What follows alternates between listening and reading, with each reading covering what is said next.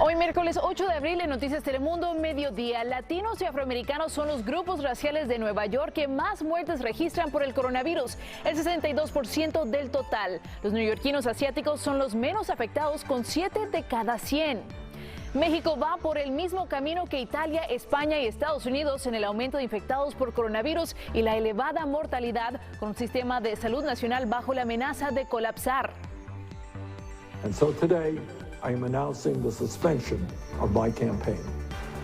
Bernie Sanders abandona la carrera electoral demócrata y le deja el camino libre a Joe Biden para aspirar a convertirse en el candidato que pueda hacer frente a Donald Trump en la elección de noviembre. Le retiran los cargos al líder de la Iglesia de la Luz del Mundo. Una corte de California desestima las acusaciones de violación de menores y tráfico de personas contra el nazón Joaquín García. Le explicamos qué significa esto.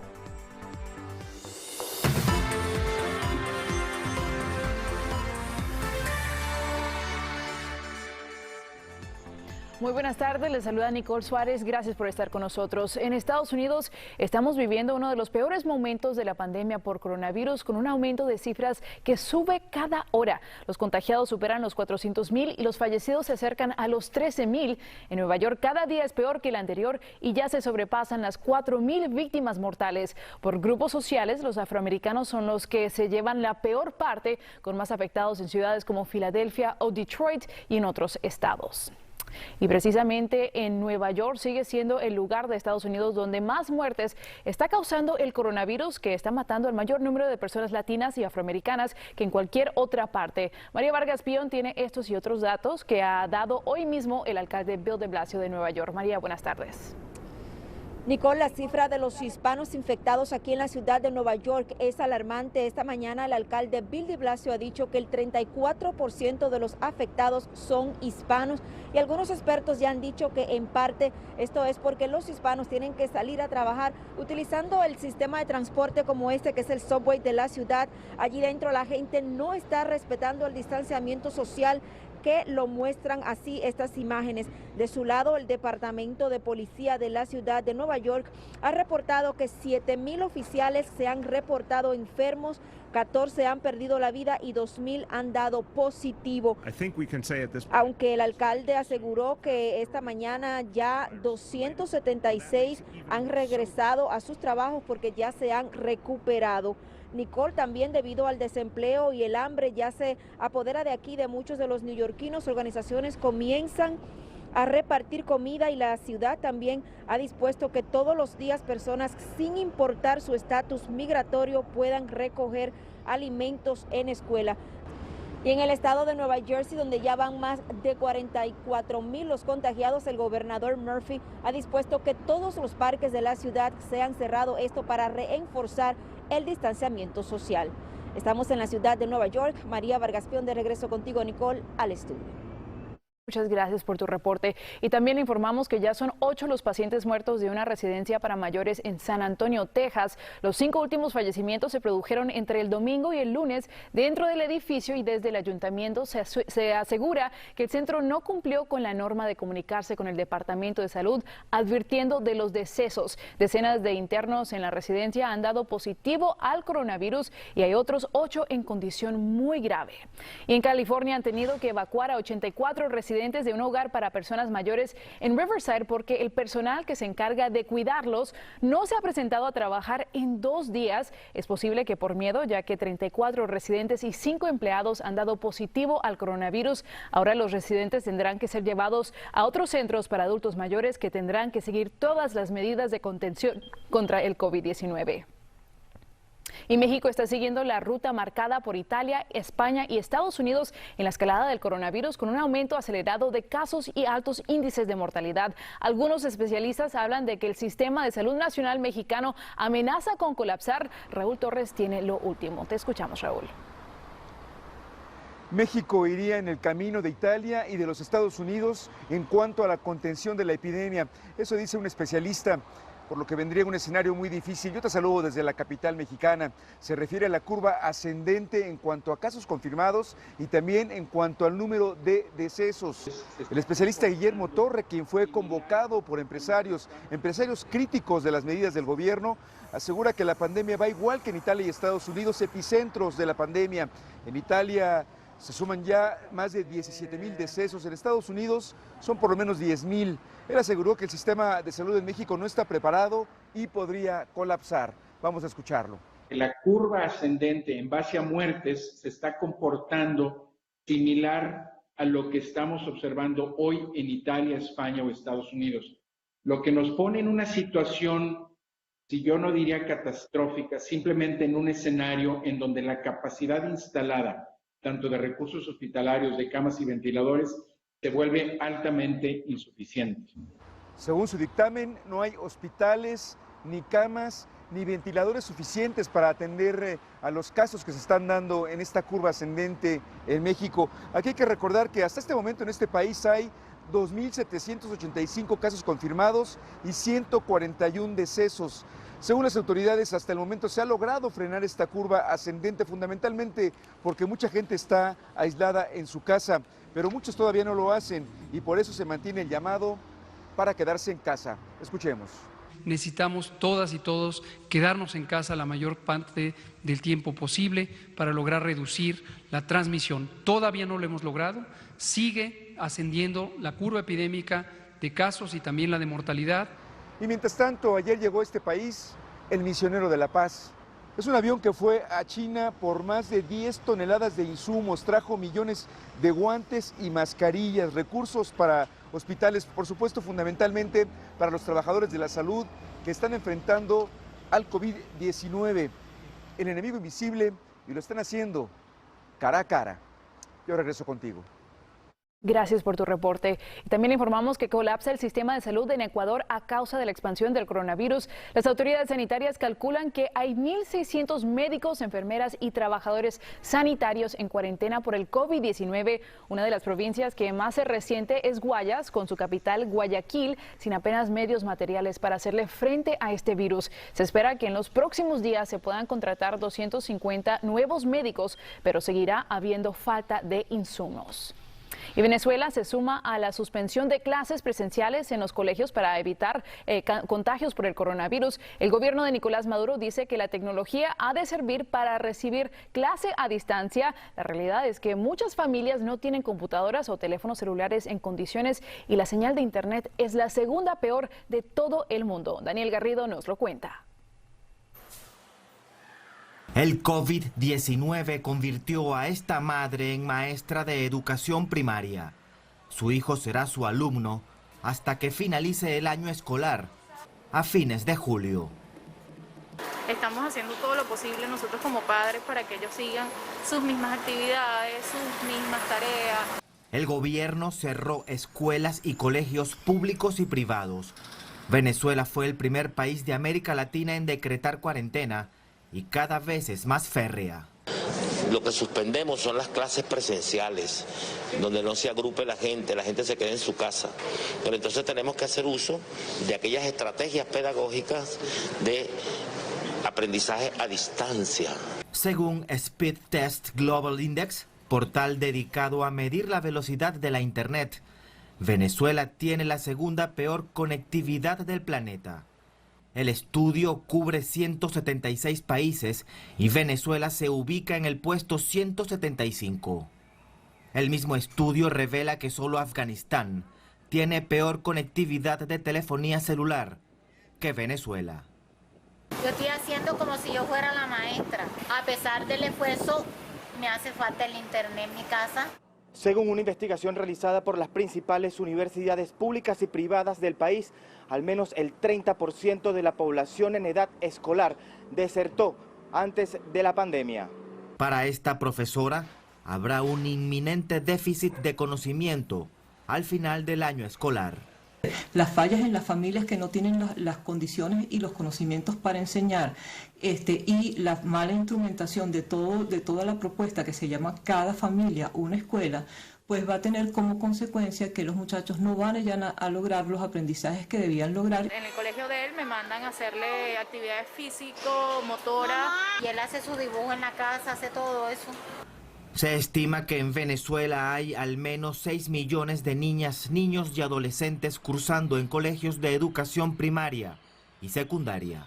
En Caracas, Venezuela, Daniel Garrido, Noticias Telemundo.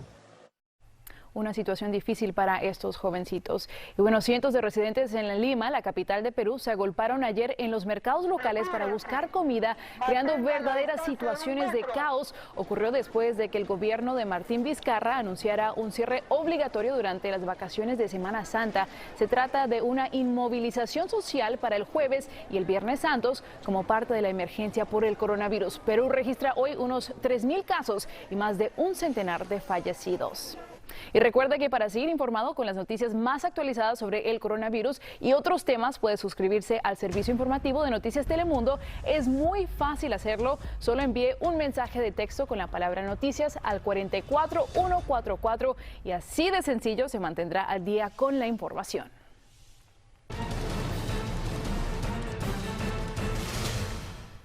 En medio de toda esta crisis de salud, destaca un titular político y en desarrollo. Bernie Sanders abandona la carrera electoral demócrata, dejando vía libre a Joe Biden, que de este modo se convierte en el único con opción de convertirse en el candidato demócrata en la elección presidencial de noviembre. Javier Vega, cuéntanos. ¿Qué tal, Nicole? Gusto saludarte. Pues efectivamente una noticia política que sacude la contienda interna de los demócratas. Bernie Sanders, que era el único que se interponía entre Joe Biden y la candidatura presidencial demócrata, ha decidido bajarse de la carrera. El anuncio lo hizo primero a sus colaboradores más cercanos a través de una llamada telefónica. Ahí les dijo que fue una decisión difícil, que fue una decisión dolorosa, pero que no tenía reales posibilidades de ganar la nominación, y también les agradeció su apoyo a través de los años, porque sabemos lleva más de 5 años queriendo ganar esta candidatura, desde hace 5 años que compitió contra Hillary Clinton. Después emitió un mensaje en video a sus seguidores, a quienes agradeció sus donaciones, y dijo que si bien tiene que bajarse de la contienda, él considera que ganó en el terreno ideológico. ¿Por qué? Porque a partir de sus propuestas ahora se habla, por ejemplo, de aumentar el salario mínimo o de una reforma al sistema de salud. Veamos parte de lo que dijo hoy Bernie Sanders. Quisiera poder darle mejores noticias, pero creo que ustedes conocen la verdad, y es que estamos 300 delegados por detrás del vicepresidente Biden, y es virtualmente imposible un camino a la victoria. Aunque si bien estamos ganando la batalla ideológica y recibiendo el respaldo de tantos jóvenes y trabajadores de todo el país, he llegado a la conclusión que esta batalla por la candidatura demócrata no va a tener éxito. Así que hoy estoy anunciando la suspensión de mi campaña.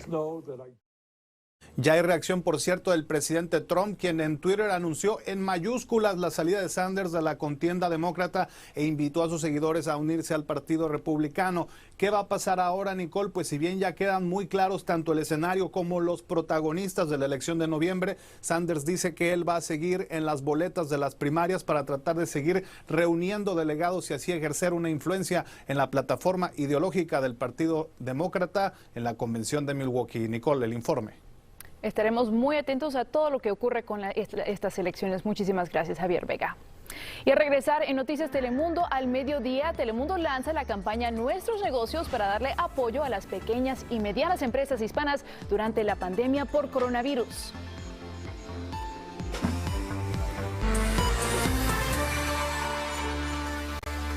Gracias por seguir con nosotros. Nuevo giro en el caso de la detención del líder de la Iglesia de la Luz del Mundo, porque una corte de apelaciones de California ha desestimado los cargos contra Naasón Joaquín García de violación infantil y tráfico de personas. Francisco Cuevas nos lo explica. Te escuchamos. ¿Qué tal, Nicole? Saludos desde Los Ángeles. Ha sido una dura batalla legal en contra de Naasón Joaquín García, líder de la Iglesia La Luz del Mundo. Una batalla que va sobre la evidencia, los testigos y también los cargos en contra del líder de más de 50 millones de seguidores en todo el mundo. Cargos que van desde pornografía infantil hasta abuso infantil. Bueno, un error de la Fiscalía le devuelve un rayo de esperanza en este caso, y ahora muchos de los cargos han sido retirados. En una victoria inesperada, Nazón Joaquín García, líder de La Luz del Mundo, recibió una noticia que podría ponerlo un poco más cerca de la libertad, luego de que la Corte de Apelaciones de California desestimara cargos de violación a menores y trata de personas. Esta decisión de la Corte de Apelaciones no significa que el líder de La Luz del Mundo va a estar puesto en libertad. El fiscal va a rearchivar los cargos y por ende el caso criminal va a seguir en contra de él. Un error de tiempo de la Corte y fallas en el proceso llevaron al retiro de los cargos. Los abogados del líder religioso en un comunicado dijeron que la decisión es un claro ejemplo de que el gobierno violó los derechos constitucionales de su cliente y su derecho a una fianza y un proceso justo.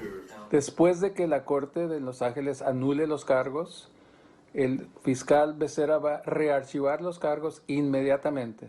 No va a estar libre el líder de La Luz del Mundo ni un segundo. Nazón Joaquín García, líder de una iglesia internacional con más de 50 millones de seguidores, se encuentra detenido desde junio del 2019. Otras dos mujeres también son acusadas, Susana Medina, Oaxaca, y Alondra Ocampo, quienes según la Fiscalía formaban parte de su iglesia y también eran sus cómplices de abuso infantil, producir pornografía infantil, entre otros cargos adicionales. Nicole, el hecho de que los cargos en contra de Nazón Joaquín García hayan sido retirados no significa que el líder de La Luz del Mundo será puesto en libertad inmediatamente. En estos momentos, el fiscal general de California se encuentra revisando este caso y la decisión de la Corte de Apelaciones. Sin lugar a dudas, este caso seguirá en los próximos meses. Eso es todo lo que tenemos desde Los Ángeles. Ahora regresamos contigo a los estudios. Francisco, muchas gracias. Y bueno, en Telemundo siempre estamos con nuestra gente y por eso lanzamos la campaña Nuestros Negocios en alianza con la Cámara de Comercio Hispana de los Estados Unidos para brindarle apoyo a las pequeñas y medianas empresas hispanas durante la pandemia por el coronavirus. Vamos a ver el mensaje a propósito de esta campaña de nuestro presidente ejecutivo César Conde. Nuestras empresas latinas son la columna vertebral de la economía americana. Una de 4 empresas que empieza aquí en los Estados Unidos son latinas. 80% del nuevo crecimiento de empresas acá en los Estados Unidos son de dueños hispanos. Nosotros como comunidad somos el motor económico de los Estados Unidos. Si nosotros salimos adelante, los Estados Unidos salen adelante. Es verdad, no hay que abandonar a los pequeños negocios y pueden encontrar toda la información en nuestras plataformas digitales y en telemundo.com/nuestros negocios. Al regresar en Noticias Telemundo al mediodía, ¿cómo van cambiando las recomendaciones para protegernos del coronavirus? Nos lo aclara nuestra científica de cabecera, la doctora Feliu Moher. La superluna de anoche nos dejó imágenes hermosas desde todos los lugares del planeta. La próxima viene el 7 de mayo.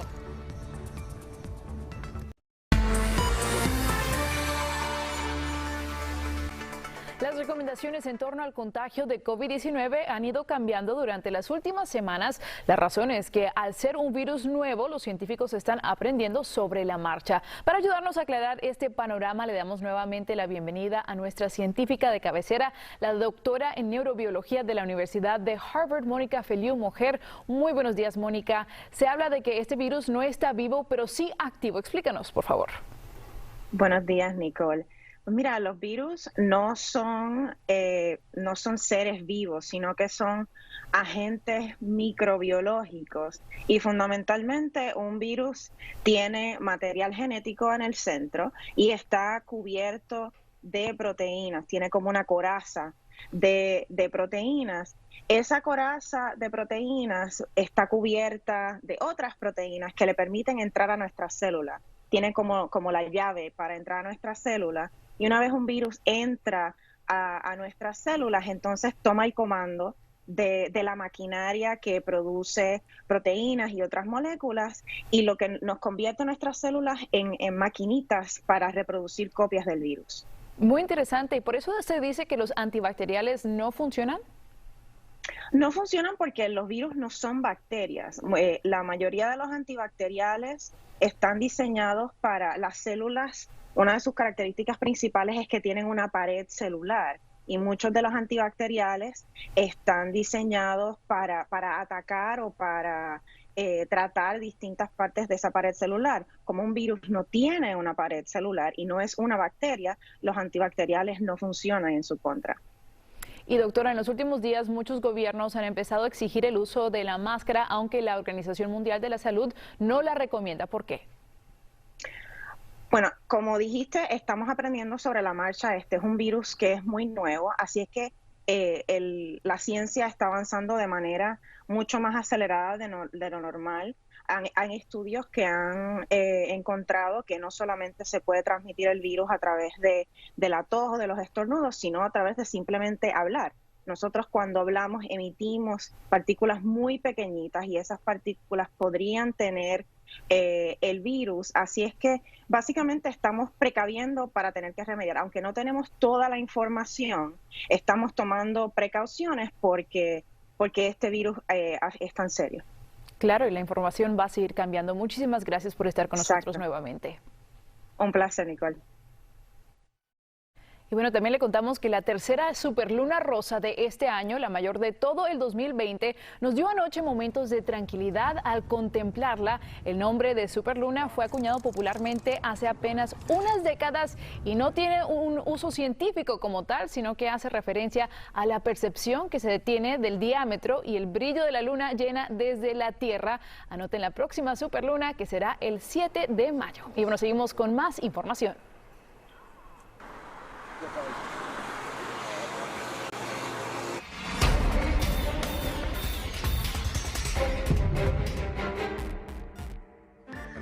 Estos son los titulares a esta hora. Obligación en Los Ángeles a partir del viernes por la noche de usar mascarilla cuando se entre en negocios considerados esenciales, tanto para clientes como para empleados. El alcalde Eric Garcetti dicta la orden justificada en que cubrirse es salvar vidas. El Salvador no permitirá que regresen los 4,000 salvadoreños que están varados en Estados Unidos ni en otras partes del mundo, al menos hasta que sea reabierto el aeropuerto internacional. El presidente Bukele dice que si se deja que vuelvan, se crearía una crisis sanitaria y el virus se propagaría más rápido. Después de 11 semanas de confinamiento, los habitantes de la ciudad china de Wuhan, donde empezó la pandemia, han podido salir a la calle hoy y muchos miles de ellos se han subido a los primeros trenes y aviones que ya pueden prestar servicio. Y bueno, conseguir comida en estos momentos tan complicados se puede convertir en una tarea muy difícil para las personas con menos recursos, en especial los inmigrantes indocumentados que temen ser arrestados, aunque no haya motivo para ello en estas circunstancias. Lourdes Hurtado nos cuenta más. ¿Qué tal, Nicole? Te saludo desde Hialeah Gardens. Como puedes ver, hay una larguísima fila de automóviles en este punto. Esto es un centro de distribución de alimentos que ha puesto el banco de alimento FarmShare.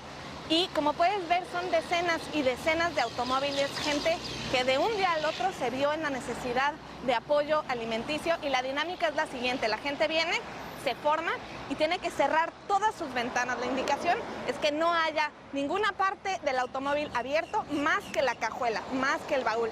Ya que está abierto el baúl, pueden pasar por esta parte y los encargados de este centro de distribución de alimentos pondrán una caja de comida dentro del automóvil sin tener contacto y así evitar que se esparce el virus y que la gente se contagie en estos puntos. Importantísimo recordar, no están pidiendo identificación, no se está pidiendo ningún registro. Aquí no importa cuál es tu estatus migratorio, lo importante es llegar, formarse y quien primero se forme es quien recibirá primero la comida. Lo que estamos viendo aquí es una escena que se repite en todo el país. Miles y miles de personas están haciendo fila para recibir este apoyo alimenticio porque de un día al otro se encontraron en la necesidad de alimento cuando antes podrían perfectamente comprarlo. También es importante recordar que la principal fuente de donaciones para los bancos de comida en todo el país son los supermercados. Y en este momento los supermercados ya no tienen ese excedente que generalmente donaban a los bancos de comida. Y por eso preocupa especialmente que alcance el alimento para todos los estadounidenses, para todas las personas en este país que ahora van a requerir este tipo de apoyo alimenticio.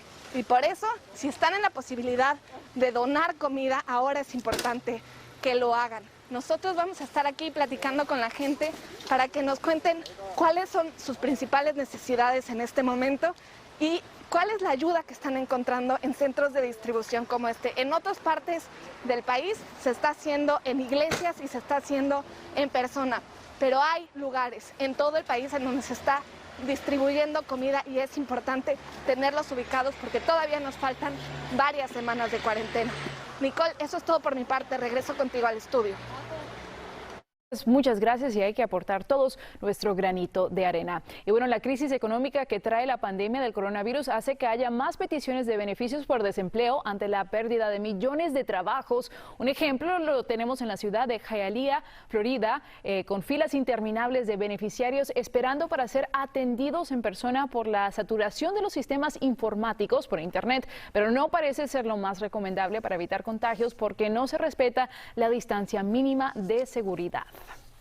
Y el empleo se resiente en esta crisis que vivimos y hay sectores en los que se nota más. La Alianza Nacional de Trabajadoras Domésticas tiene una encuesta en la que se dice, entre otras cosas, que el 72% de estas trabajadoras ha experimentado un desempleo o un subempleo repentino, como no tener previsto ningún trabajo durante esta semana. El 94% dijo que las cancelaciones de sus servicios por el coronavirus lo fueron por parte de su cliente en lugar de por ellas, o que el 84% dijo no podrá comprar alimentos durante las próximas 2 semanas o no está seguro de poder hacerlo. El trabajo doméstico es el sustento primario entre la mayoría de las encuestadas que se tienen que enfrentar a un panorama antes nunca visto. Zulema Salazar nos acerca a esta situación. Tenemos que comer, tenemos nuestras familias. Con este llamado de auxilio, Ingrid pide que no se olviden de ella. Es una de las 2.5 millones de trabajadoras domésticas en el país. Son niñeras, cuidadoras de ancianos o limpian casas. Por la crisis, sus empleadores les han cerrado la puerta. A Ingrid, solo 2 familias de las 12 con las que trabaja le ofrecieron ayuda económica. Somos seres humanos descartables, somos personas que nos usan, somos un trapo, que nos usan cuando nos necesitan y que nos tiran a la basura después. Es el mismo caso de Betania Shepard. Ella asegura que uno de sus empleadores trató de manipularla. Él quiere que yo le cobre menos para poder ayudarme, o sea, para recomendarme con otras personas. Eso es una manera de aprovecharse de la situación. Ella dice que sigue trabajando en los hogares en donde la llaman y potencialmente exponiéndose al contagio. Nosotros estamos limpiando, arriesgándonos para que otras personas lleguen a ese lugar y estén seguras. Las trabajadoras domésticas tienen muy pocas o casi ninguna protecciones laborales, comparado a otros empleos. Por eso fue un golpe haber quedado fuera del paquete de estímulo. Muchas pagan impuestos a través de su número ITIN. Next Relief Package. Hei Young-jun, de la Alianza Nacional, aboga para que el próximo paquete de alivio incluya a todas las familias sin importar el estatus migratorio. La Alianza Nacional de las Trabajadoras Domésticas, para ayudarlas, estableció un fondo con la meta de $4 millones, cifra que ya superaron, y permitiría a las trabajadoras recibir $400. Una asistencia que sería vital, ya que el 60% de ellas aseguran que invierten más de la mitad de sus ingresos en pagar por su vivienda. Somos el timón de las casas de las familias y somos el timón de las casas de los estadounidenses también. En Washington, Zulema Salazar, Noticias Telemundo. Una situación muy triste. Y bueno, nos vamos ahora a España, donde las cifras de contagiados y fallecidos por el coronavirus no dejan de subir. Vamos a comentarlas con la periodista Ana Pastor de Neutral.es, con la que también vamos a hablar sobre otras cosas. Buenas tardes, Ana. Gracias por estar con nosotros. Buenas tardes, Nicole. Encantada. Suben las cifras, pero la oposición al gobierno de Pedro Sánchez acusa de que se están ocultando datos sobre el número real de fallecidos en España y pide un nuevo recuento de víctimas, ¿verdad? Es uno de los debates que hay ahora mismo en España en el plano político. Hoy hemos conocido la cifra de 146.000 personas afectadas. Hay 14.555 muertos. Esto supone un 4%. Sigue siendo una cifra muy alta, pero no estamos ni en el 6 ni en el 7 de hace unos días. Y como apuntabas, hay críticas porque España es un país muy descentralizado. Cada una de las regiones tiene su reconteo propio y hay que centralizarlo para saber de verdad lo que está pasando. Así que el debate político también se ha centrado ahí en las últimas horas. Ana, en el seno de la Unión Europea también hay discrepancias porque ha dimitido el presidente del Consejo Europeo de Investigación al no lograr que se cree un programa científico a gran escala para luchar contra el COVID-19. ¿Cómo se recibe ahí esta noticia? Es muy sintomático. Mauro Ferrari, que es un profesor ítalo-estadounidense, ha dejado su cargo diciendo sentirse muy decepcionado. Él había propuesto una respuesta coordinada en Europa a la vista de lo difícil que está siendo la lucha contra el coronavirus, contra el COVID, pero ha tenido una respuesta negativa. Se queja porque dice que no ha conseguido hacerlo a escala europea, que cada país está librando esta guerra por su parte y que incluso se han cerrado fronteras de manera unilateral. Así que Ferrari, el profesor muy reputado, deja su cargo, la Unión Europea se queda sin esa coordinación. Veremos qué pasa en las próximas horas. Sí, veremos. Y volvemos ahora también al gobierno de España, que anuncia que el 26 de abril se podrá volver a una vida normal, pero de manera escalonada. ¿Crees que es una fecha muy optimista? Sí, suena muy optimista a la vista de cuántos contagiados tenemos, como os decía hace un momento, pero es importante lo que pueda pasar en los próximos 2 días. El gobierno español de aquí al viernes tiene que tomar la decisión de lo que va a ocurrir el lunes. Una vez acabe esta Semana Santa se tiene que decidir si a partir del lunes la gente de servicios no esenciales puede volver a trabajar o no. Lo cierto es que las cifras, como decimos, no han ido bajando al ritmo que se esperaba desde este lunes, así que no parece que todo el mundo vaya a poder salir a la calle, ni siquiera esos servicios no esenciales. Vamos a esperar a qué decisión toma el gobierno viernes o a más tardar durante el fin de semana. Estaremos muy atentos. Muchas gracias por estar con nosotros. Gracias, Nicole. Y a regresar en Noticias Telemundo al mediodía, surgen nuevas estafas con el coronavirus para robarles su dinero y su información. Tenemos consejos para no caer en la trampa. Ya regresamos.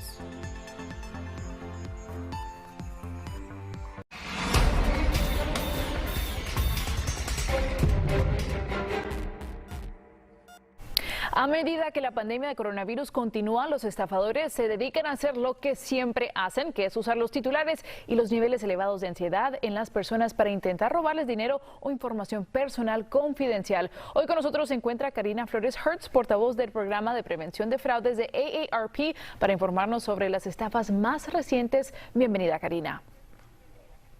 Muchas gracias. Efectivamente, los estafadores están a pedir de boca durante esta etapa de pandemia y uno de los tipos de estafa que se están volviendo más populares tienen que ver con el aspecto de salud y también el económico. En el aspecto de salud estamos viendo que se están ofreciendo tratamientos, curas o vacunas contra el coronavirus.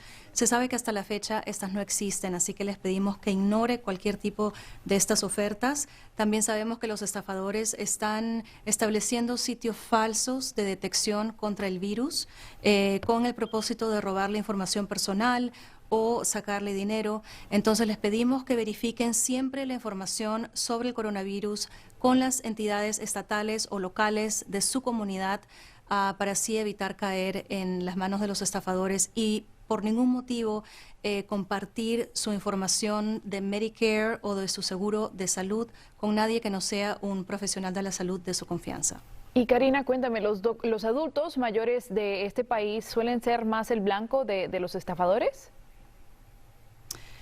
Sí, cuando se trata de estafadores, en realidad todos somos un blanco y tenemos un riesgo de caer víctimas de estafas, pero en el caso de los adultos mayores hay ciertos factores que los ponen en mayor riesgo. Por ejemplo, los estafadores tienden a asumir que tienen una serie de ahorros o acceso a pensión o acceso a fondos de seguro social o tal vez han ahorrado para la jubilación. Entonces, los consideran con un poder adquisitivo mayor tal vez al que el resto de la población. Y si añadimos el factor de temor, ansiedad y aislamiento social que estamos atravesando, se complica aún más la situación. Claro, ¿y dónde pueden conseguir más información y ayuda respecto a este tema? Es importante denunciar si usted ha sido testigo o siente que ha sido víctima de una estafa. En la línea de ayuda de la Red contra el Fraude de AARP tenemos voluntarios capacitados dispuestos a ayudarle, listos para recibir su llamada en el 1877-908-3360 y también tenemos una página en español habilitada en nuestro website sobre todo lo relacionado con el coronavirus. Los invitamos a que exploren esa página también en aarp.org/el coronavirus. Karina Flores, muchas gracias por estar con nosotros. A ti, muchas gracias. A regresar en Noticias Telemundo al mediodía, nuevo positivo por coronavirus en el mundo del deporte y una diseñadora de modas recurre a sus colecciones para que más personas puedan tener un cubrebocas en Perú. Ya regresamos.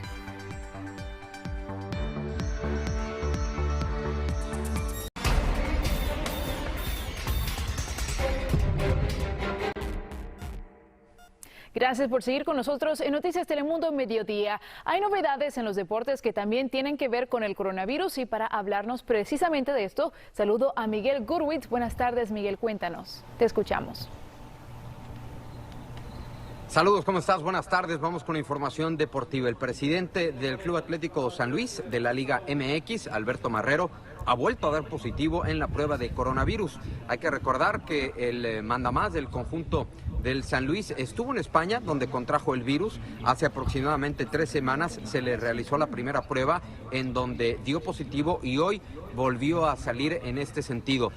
Ha mencionado Alberto Marrero que ya no siente dolores, que su estado de salud en general es bueno. Por cierto, hablando de la Liga MX, el propietario de las Chivas Rayadas del Guadalajara, Mauri Vergara, ha dicho que no está en los escenarios que se tienen contemplados cancelar la Liga MX, que se va a llevar a cabo, va a continuar, pero que la cancelación no es una opción.